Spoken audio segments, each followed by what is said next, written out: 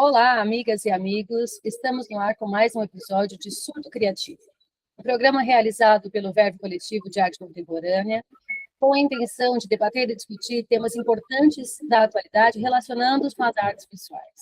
Eu sou Gabriela Fernandes e hoje estou aqui com três colegas integrantes do Verve, João Ferreira, Derri Ferreira e Renata Sass. E nós iremos discutir a questão da emergência ambiental. Todos os artistas trazem isso no cumprimento da pesquisa de seus trabalhos. E o assunto de hoje é qual o papel da arte diante da emergência ambiental. Gostaria de conversar um pouco com o João sobre isso. João, o que você acha? Qual o papel da arte diante da crise ambiental? Tudo bom, pessoal? Bacana, Gabi. Então, para mim, o papel é da conscientização, de levar as pessoas a um patamar de reflexão, um nível de reflexão, né? E que a arte possa, de alguma forma, sensibilizar sobre aquele problema em que o artista está buscando trazer à tona, né? Então, esse nível de conscientização, se ele pudesse ser aumentado através da arte, tanto melhor. Então, eu acho que é isso, reflexão, conscientização, é um papel importante que ela pode vir a cumprir, entendeu? Então, é assim que eu vejo. Muito bem. Deri, qual o papel da arte diante da crise? Olá, galera, tudo bem? Então, eu acho que assim, a arte, assim, os artistas não têm a obrigação de, como eu vou dizer, de criticar, ou não criticar, mas assim, não tem como apontar soluções para os problemas do mundo. Mas o nosso papel, eu acho que é mais de provocar, nós funcionamos como um historiador do tempo presente, vamos dizer assim, em que a gente produz coisas a partir de provocações que a contemporaneidade nos traz, e essas provocações, de alguma forma, passam para os espectadores, e isso traz uma reflexão. Ao contrário dos historiadores que retratam o tempo presente, nós, artistas, procuramos retratar, não o tempo passado, os historiadores, nós procuramos retratar não só o tempo presente, mas, se formos realmente bons no que fazemos, antever o futuro e trazer essa reflexão, essa provocação para a sociedade de uma forma geral. Então, acho que é mais por aí o papel do artista.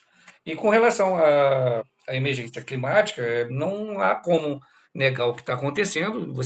Nós temos aí, como você mesmo disse, artistas que se debruçam sobre esse assunto há muitos anos, desde os anos 60, pelo menos, e a gente vê que cada vez mais isso está presente nas discussões, no mercado de arte, artistas renomados hoje produzindo obras a partir dessa questão. Então, acho que tem tudo a ver, sim.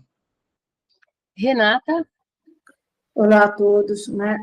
Eu acredito também na parte que o artista tem o dever de conscientizar as pessoas através da sua arte. O espectador que está olhando, né, dele ser tocado e sensibilizado pelo que a arte está passando para ele, né? E eu acho muito importante isso, porque quanto mais pessoas você conseguir conscientizar a pessoa olhar, né, em relação à natureza, o que está acontecendo atualmente, né, a tendência é melhorar, né? Que a gente, cada um fazendo sua parte, né? Como se fosse uma formiguinha, cada um fazendo sua parte, o conjunto vai crescendo, vai aumentando, vai melhorando, né?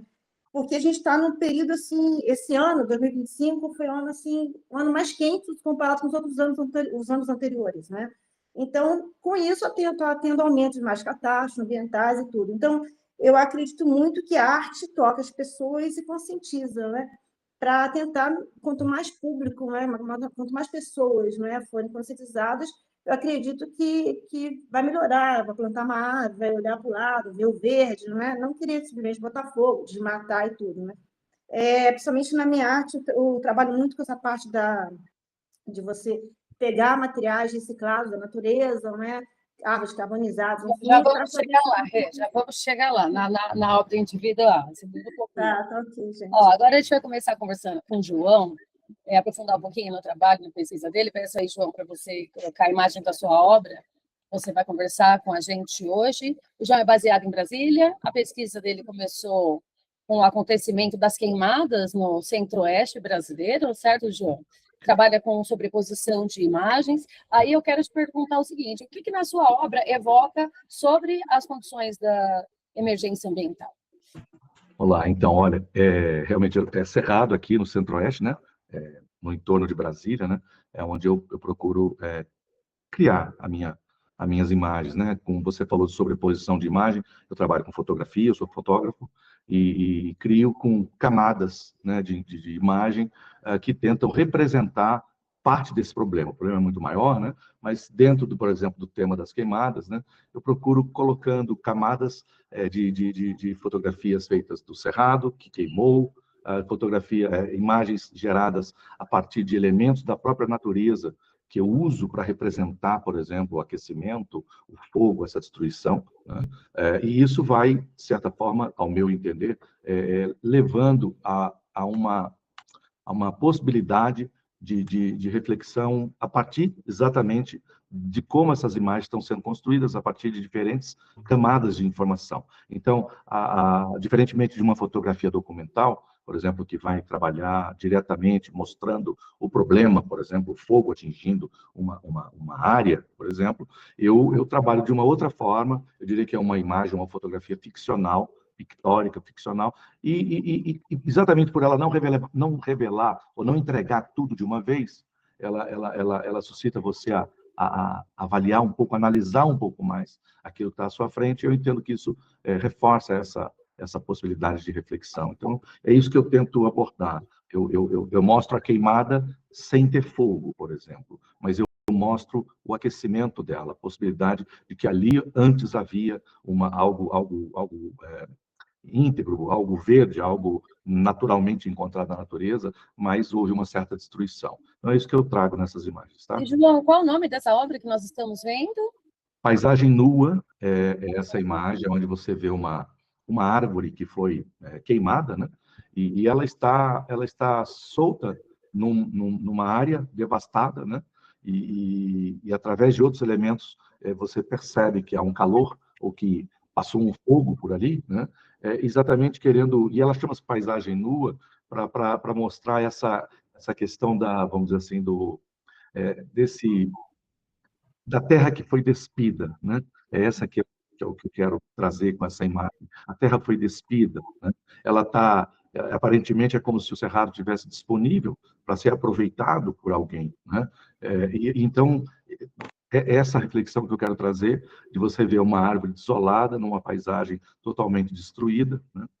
Ao mesmo tempo, com uma visão um pouco mais, ou uma camada poética aí na representação desse fogo que por aí, por exemplo, passou, entende? Então é E por isso. falar em camada, Oi? e por falar em camada, a sua escolha por sobreposição de imagens, o que ela nos revela sobre a sobreposição das crises que nós temos visto?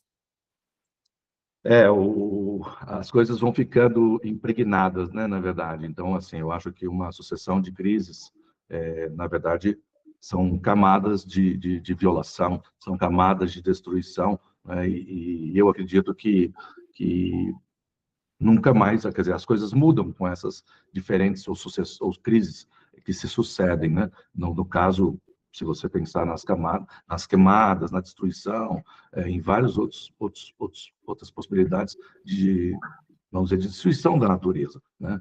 Então, eu acho que a minha fotografia, feita com camadas, remete a isso, que o que temos hoje não foi feito somente hoje, é fruto da soma de destruições ao longo do tempo, o que representam camadas na nossa história, né? Então, eu acho que tem aí um paralelo com isso, tá? Nesse trabalho. Muito bem. E enquanto o João trabalha no campo das imagens, o Deri já atua no campo da matéria, invocando a questão do consumismo acelerado e dialogando com o conceito de capitaloceno. Certo, Deri? Você trabalha com materiais do cotidiano e constrói obras de arte que nos fazem refletir acerca do nosso consumo acelerado. Então, o seu trabalho ele não fala do lixo, ele fala acerca da nossa incapacidade de parar de consumir tanto. Está correto? Exatamente. A minha formação é em economia. Eu já produzia arte antes, inclusive eu já desde cedo eu trabalhava com pintura, que é o assunto que mais me interessa, mas aconteceu um fato interessante. Eu, por questões econômicas, eu não tinha dinheiro para comprar telas novas e tintas, então eu utilizei materiais que eu encontrava sim, coisas que as pessoas descartavam.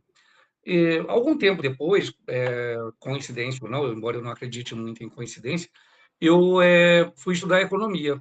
E quando eu fui estudar economia, eu me aprofundei muito nessa questão do consumismo, da criação do desejo de produzir para ser consumido. Então, a gente vive hoje num ciclo vicioso. Então, a gente tem que produzir mais para poder,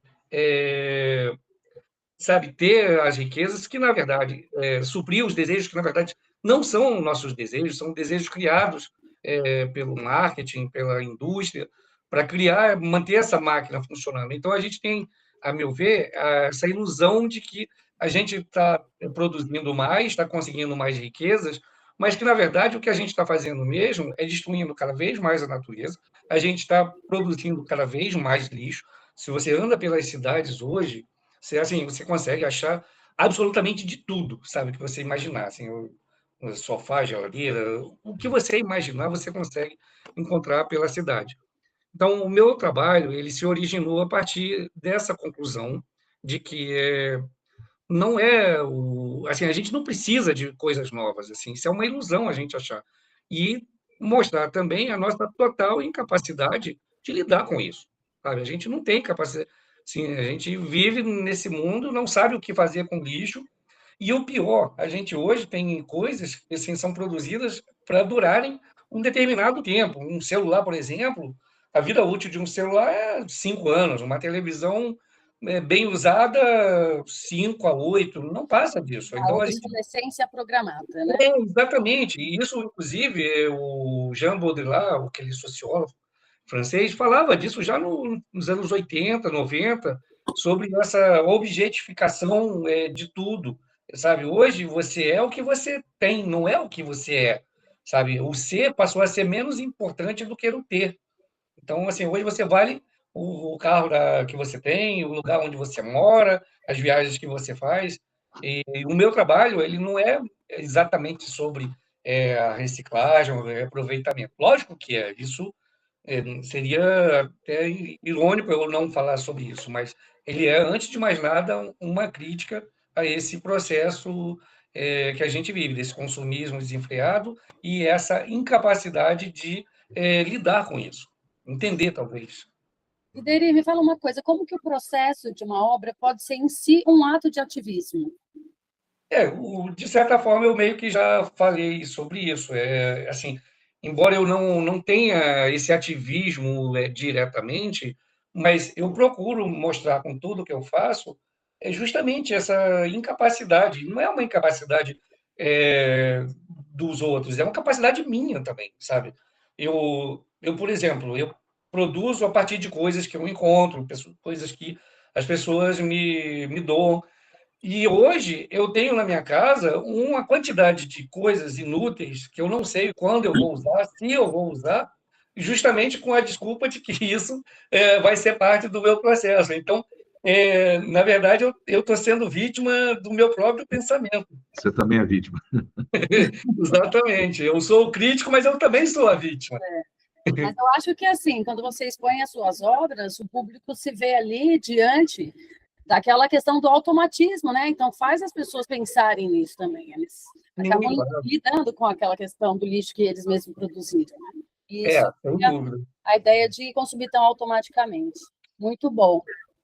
Pessoal, agora a pesquisa individual da Renata é o seguinte, ela trabalha como suporte com a matéria orgânica, como, por exemplo, folha de bromélias, tronco de árvores, fazendo disso tudo uma matéria viva, né, Renata? Onde ela insere figuras humanas, pinta figuras humanas e também incorpora a questão da colagem.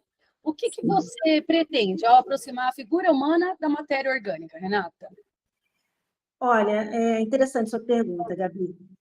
A matéria orgânica, né, que eu uso, geralmente eu coleto na natureza, enfim, né, da observação que eu faço, no caminhar e tal. E o objeto que eu pego, essa matéria orgânica, ela tem sua marca, né? Ela tem seu registro ali, é uma folha, um tronco de uma árvore que foi comido por um inseto, tem uma marquinha do tempo. Então, essa é uma peça única, como a gente, como nós somos únicos, né? Então, eu faço essa ligação usando a base da matéria orgânica com uma pessoa, assim, né? Uma expressão no olhar, um tato, um gesto, através das mãos ou do olhar, fazendo essa ligação, porque eu acredito que nós somos a natureza também, né? Nós fazemos parte dela. Então, é todo um questionamento, uma conscientização, né? Nesse ponto, né? Porque como nós somos únicos, aquela peça também é única, teve a sua vida, teve a sua história, né? A gente não sabe qual foi a história daquela peça, né? Mas ela tem a sua história registrada lá, e como nós também temos a nossa, né? E então eu faço essa ligação, né, para conscientizar as pessoas, né? Olhar do lado, enfim, observar, né, que tudo faz parte de uma coisa só, de um equilíbrio, né? Legal. E o que fez você escolher trabalhar com esses materiais, Renata? Foi bem interessante, porque quando eu comecei, né, a pintar, eu comecei a usar compensado, né? Por quê? Porque eu faço colagem também. E você colar na tela é um processo meio... não adere muito bem e tal. E a colagem compensado, ela fica mais fixa, fica mais fácil, né? Enfim. Aí eu comecei assim, depois do compensado, aí tem os desenhos dos veios da madeira, aí do compensado eu comecei para o tronco, literalmente o tronco descartado, né? Que as madeireiras cortam para fazer as tábuas, né, de pinos ou eucalipto, jogam fora, né? E eu comecei a aproveitar esse material que era descartado, literalmente é para o lixo. E eu comecei a usar esse desenho único dessa peça no meu trabalho, né? E todo o meu trabalho sempre tem os movimentos do tempo que eu quero que as pessoas fixem, né? Que conscientizem isso da história dela, né? Através da rabiola, de umas faixas, né? Que eu uso simbolizando o tempo. E em cima dessa peça, depois eu faço a colagem, faço o pinto, que é pinta óleo com a colagem, né?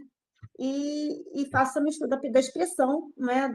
Da figura humana, um gesto, um olhar, com essa história que eu quero contar, assim, enfim, ou relação, como o João falou, relação à queimada, ou então até a parte de você cercar com arame farpado, né, em determinado território, você cerca e você não deixa fluir os animais, principalmente quem mora em sítio, enfim, fazendas e tal.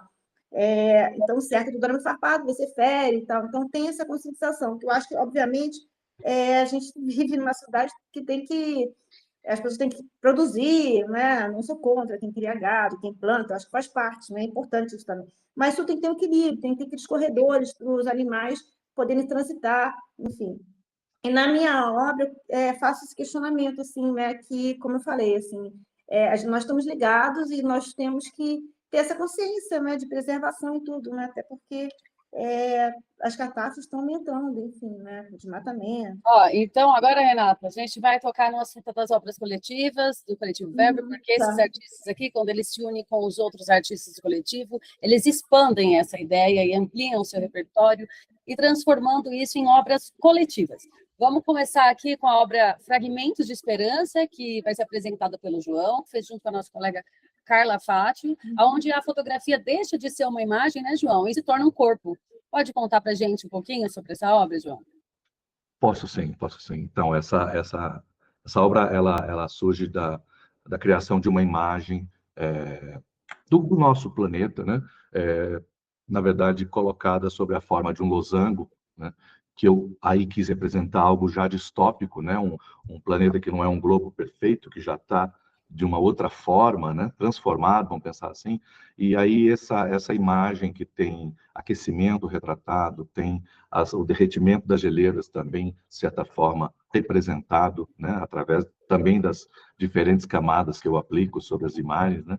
Sobre uma imagem base, vamos pensar assim. E aí, então, nós fragmentamos essa imagem através de processos que vão criando exatamente o que nós queremos tratar ali, né? Essa fragmentação do planeta. E aí, para materializar isso de uma forma mais contundente, essa obra foi efetivamente cortada, né? Depois de impressa e trançada, né? Então, quando você diz que deu corpo aí, né? Na verdade, ela deixa de ser uma imagem parada totalmente, plana, e passa a ter relevo, passa a ter essa materialidade da tecelagem, vamos dizer assim, né? E aí essa obra se completa com figuras humanas que estão ali, de certa forma, tentando, a nosso ver, resgatar esse planeta, de certa forma, né? Essas figuras humanas, existem as que estão escalando essas tranças, né? Essas tiras da imagem, e aquelas que estão abaixo, de mão dadas, representam as crianças, por exemplo, os jovens, que estão ali também tratando de apoiar ou de ser um esteio, uma base para esse resgate do planeta. Então, Fragmentos de Esperança fala disso, né? E a materialidade se deu através da trama, né? Dessas impressões da imagem. Então, é isso, um trabalho com o artista feito com a Carla Fátio, do nosso coletivo, e tem mais um detalhe, né? As figuras humanas estão pintadas em diferentes tons de pele para representar a diversidade. Então, a crença aqui é que o planeta precisa ser resgatado pela ação de todos, independentemente de onde estamos, todos podemos ajudar nesse resgate, entende? Essa é a ideia. Então, pegando um gancho aqui sobre esse assunto da diversidade, o Coletivo Verve também tem uma obra chamada Equilíbrio das Diferenças, que vou chamar aqui a Renata para explicar melhor, uma obra que ela faz junto com os artistas Fernando Simões e a Cris Rosa, certo, Renata? Onde a Renata ela trabalha com a imagem de uma menina, uma garota indígena charruas. Isso mesmo. Explica um pouquinho a obra para a gente. É isso mesmo. Essa obra, Equilíbrio das Diferenças, né? Os artistas, cada um trabalhou com uma pessoa, assim, uma cultura diferente, né? E ela se mistura, ela gira, né? Que é um cubo, é uma escultura, uma obra interativa, né? Então, cada parte tem uma pessoa, uma mulher negra, eu trabalhei com uma índia, charrúas, e o Fernando com um menino, um filho paquistanês, enfim, depois tem um espelho, né? Que reflete a imagem de todos. No meu caso, a menina charrúas foi escolhida por quê? Essa tribo é uma tribo que ela surgiu na região do Uruguai e Jaguarão, né? Isso na minha pesquisa e minha família da minha mãe, a minha avó, né, é de Jaguarão, lá do sul, Rio Grande do Sul. E essa tribo é uma tribo praticamente extinta, né? Que ela atualmente ela tem uma pequena parte dela menor do que a tribo dos Minuanos e dos Guaranis, enfim, que fica próximo, uma aldeia que fica próxima a Porto Alegre, né? E são totalmente muito pequenos, atualmente são menos de 100 indivíduos, né, dessa tribo. Bem menos, assim, uns 80, mais ou menos, né? Dessa descendência, né? Eu quis, e parte dessas pessoas, desses indígenas, eles pegam as mulheres, crianças, vão fazer artesanato e vendem no centro de Porto Alegre, né? E aí você vê, eles tinham uma área enorme, né, deles, que ia do Uruguai até Pelotas, você pegava aquela parte toda, né?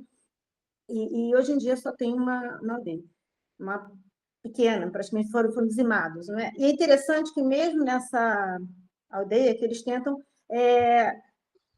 prevalecer, assim, não esquecer a cultura deles, a escrita, a fala, né? Enfim, eles estão fazendo um projeto até turístico para as pessoas irem lá, eles mostraram o tipo de dança, a escrita e tudo, da tribo charruas, né? E muitas coisas do Rio Grande do Sul, né? Até a parte do chimarrão, enfim, a parte do gado, de criação de gado, do vaqueiro, né?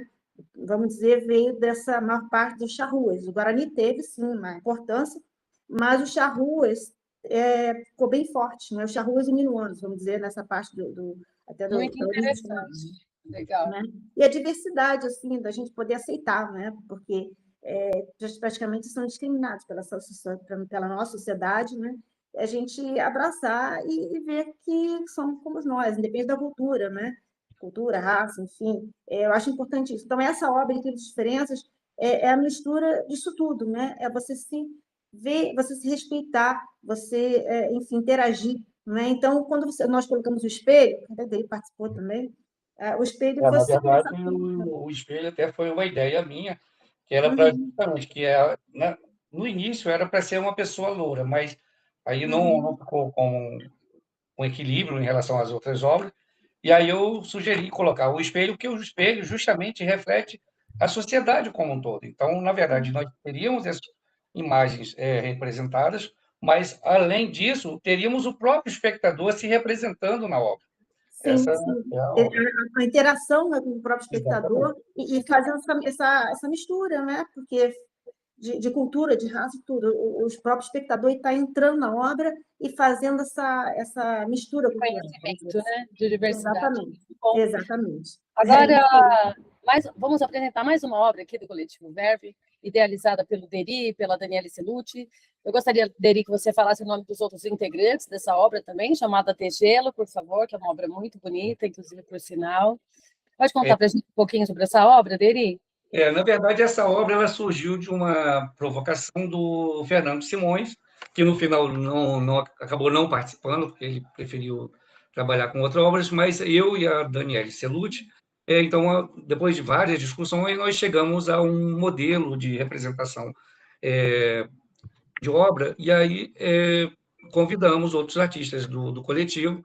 Então, alguns resolveram participar, que foi a Ijanes, que eu não lembro o nome dela, o sobrenome, uma artista maravilhosa do Piauí, tem trabalhos lindos, realmente.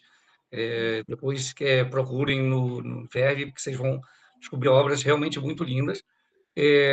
Também a Carla Fátio, que participou junto com o João na obra dos Fragmentos da Esperança, né?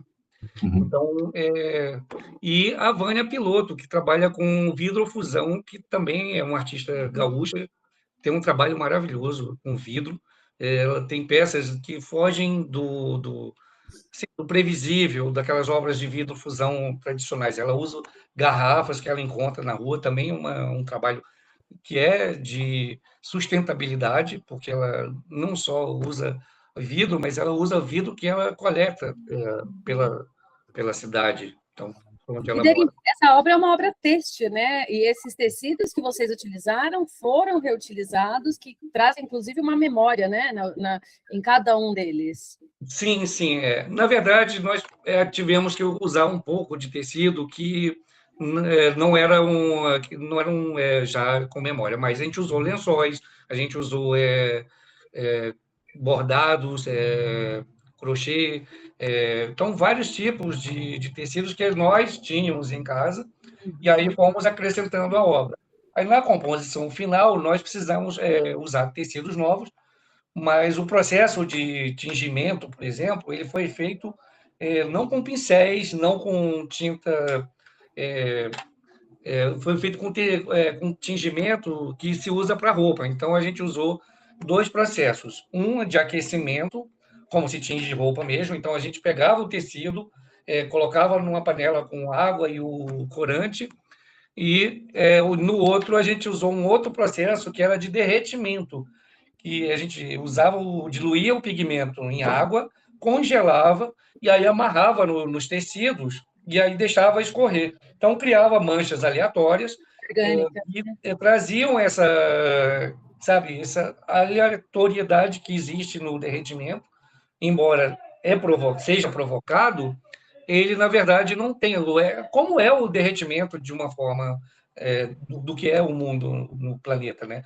Assim, nós não temos como prever como vai ser o derretimento das geleiras, das calotas polares, então tudo é meio aleatório. Uma outra questão muito importante dessa obra é que isso também remete à memória, não só pelas coisas que a gente acrescentou, mas com o derretimento das geleiras, por exemplo, percebe-se que muita coisa que estava lá antes começa a aparecer. Então, a gente tem também não só a questão climática, mas a questão da memória, a questão do tempo. E o gelo, a ideia do gelo, ele vê que é uma coisa que uma pequena porção derrete muito rápido, uma porção maior demora eras, assim, só que agora a gente está vendo isso de forma muito acelerada, totalmente sem controle, eu diria. Parabéns, muito obrigada, meus amigos. E, olha, estamos aqui terminando mais um episódio do Surto Criativo. Gostaria de agradecer a todos vocês. Se você que está em casa, gostaria de fazer um convite. Se vocês gostaram aí das nossas obras coletivas apresentadas, essas obras e muitas outras obras estarão presentes na exposição Presença Lúcida, entre ausências e sentidos, que será inaugurada no dia 7 de março, na Praça das Artes, em Barueri. Portanto, se você gostou desse episódio, curta o Verve Coletivo, acompanhe o nosso canal. O Surto Criativo é um programa semanal, que vai estar sempre aí discutindo debates de assuntos bacanas com vocês também. E é isso, vamos dar um tchau para a galera, vocês. Valeu, gente. Tchau, obrigada. Até uma próxima. Tchau, Até tchau. a próxima, pessoal.